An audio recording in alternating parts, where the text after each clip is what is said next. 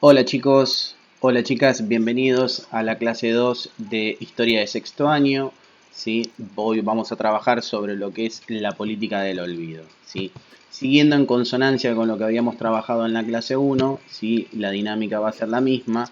En este caso vamos a trabajar con un texto que se llama ¿Qué le sirve más a una nación, la memoria o el olvido? ¿Sí? Hay un historiador norteamericano que se llama David Reeve, ¿no? Aquí está. Dice, afirma que la justicia es enemiga de la paz. Un ex asesor de Alfonsín en los juicios dice que en la ex Yugoslavia no querían hablar de genocidio para poder reconstruir una comunidad. Acá es al revés, por supuesto haciendo referencia a la Argentina. Es un texto que ustedes ya van a tener que leer, es un texto que está preparado para alumnos de sexto año que ya tienen cierto ejercicio de la lectura y tienen cierto vocabulario, ¿sí? Así que es un texto que está pensado justamente para que ustedes profundicen y puedan también ir expresando sus opiniones en función de las necesidades.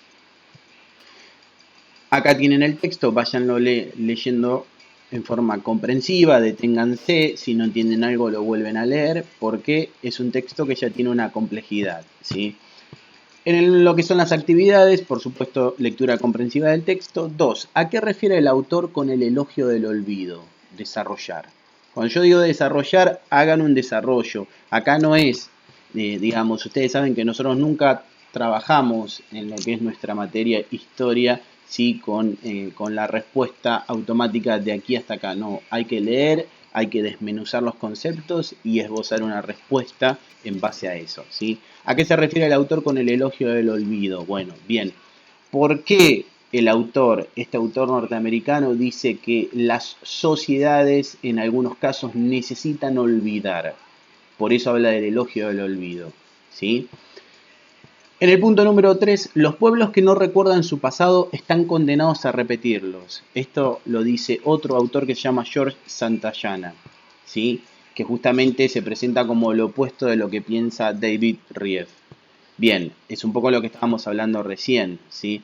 ¿Cuál es la tesis de cada uno? ¿Por qué Reeve dice es mejor olvidar y por qué Santana dice no, no es conveniente olvidar porque si no los pueblos pueden cometer los mismos errores del pasado? Bien, expliquen cada uno, si es necesario, pueden hacer un cuadro comparativo. Punto número 4. Explicar la siguiente frase. La memoria colectiva no es tanto un imperativo moral como una opción. La memoria histórica puede ser tóxica y a veces lo correcto es olvidar. Siempre en consonancia a lo que estamos hablando, bien. ¿Qué es esto que están diciendo acá?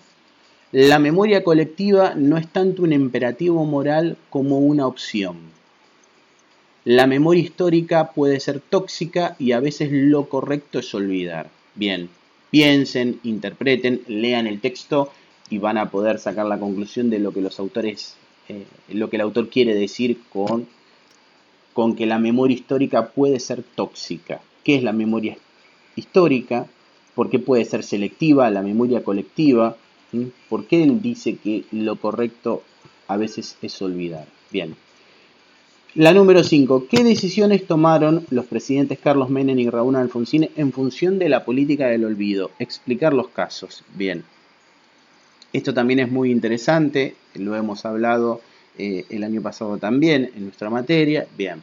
Recuerden que el presidente Raúl Alfonsín es el presidente del retorno de la democracia, ¿no? Llegó a la presidencia tras la dictadura en 1983, restableciendo la democracia, y gobernó hasta 1989. En 1989, ¿sí?, ganó el presidente Carlos Saúl Menem, quien gobernó hasta 1999 mediante reforma de la Constitución en 1994.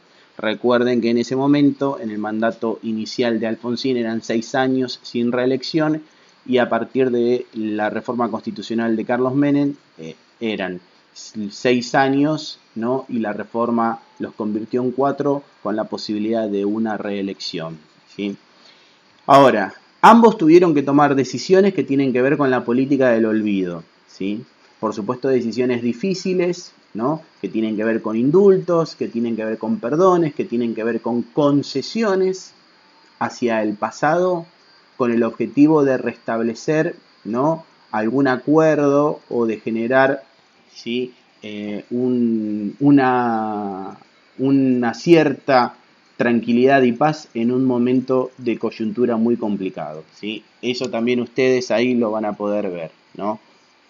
Los dos tuvieron que transitar momentos complejos, ¿no? Les podría decir, por lo tanto, ¿sí? Para darles de alguna manera de ayuda, que ambos tuvieron dificultades, ¿sí? Con los militares. ¿Mm? Bien. En el punto número 6, ver el video en YouTube de David Riff, que lo vamos a tener desde aquí, con control más la manito, directamente nos va a llevar al vínculo de YouTube, ¿sí? Léanlo porque a él es un video de 8 minutos. En esta entrevista, David Riff va a explicar, por supuesto, a qué se refiere él con esto de la política del olvido y por qué, según él, a veces es conveniente olvidar y por qué los autores dicen que no, que hay cosas que no se deben olvidar. Como este autor que decía, ¿no? Que si nosotros olvidamos las cosas malas que nos han pasado, estamos condenados a repetirlas, ¿no? Bien. El punto número 7 es centralmente una opinión que ustedes la van a elaborar. ¿Está de acuerdo con la tesis del autor? Justificar. Si estamos de acuerdo, ¿por qué? Desglosar por qué estoy de acuerdo, porque lo que dice el autor en base a los acontecimientos históricos que ha pasado acá, que ha pasado en otras partes del mundo, coincido, me parece que es adecuado. No, no estoy de acuerdo porque prevalece el principio de la justicia. Y a mí me interesa la justicia y esto no es justo. Bien, esa justificación la van a tener que elaborar ustedes en base, ¿sí? A todo lo que es la lectura del trabajo y por supuesto a ese video de 8 minutos donde es una entrevista que le hacen a él y que él trata ahí de esbozar y de desarrollar, ¿no? Los conceptos que nosotros estamos trabajando. Así que cualquier cosita lo voy a subir, por supuesto, al canal de YouTube para que ustedes, por supuesto, lo puedan ver desde ahí. Y estamos en contacto a través, recuerden, de Classroom. Así que vayan sumándose y nos estamos viendo a la brevedad. Les mando un gran abrazo para todos, para todas y espero verlos a la brevedad. Chau, chau.